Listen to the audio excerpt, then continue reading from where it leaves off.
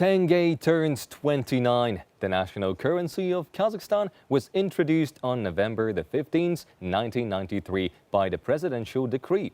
It is a symbol of the country's economic independence, which has consolidated the foundations of statehood. The design of the national currency was developed by a group of Kazakh specialists. However, the first banknotes were printed in the UK. The banknote factory in Kazakhstan was launched in 1995.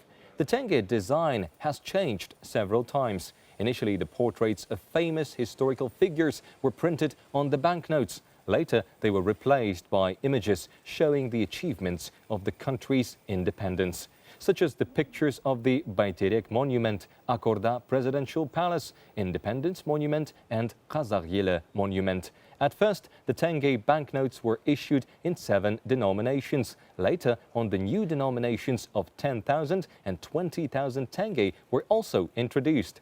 The banknotes and coins are of high quality. Tenge is valued both by collectors from many different countries and by professionals. Experts note the original design, quality and counterfeit protection.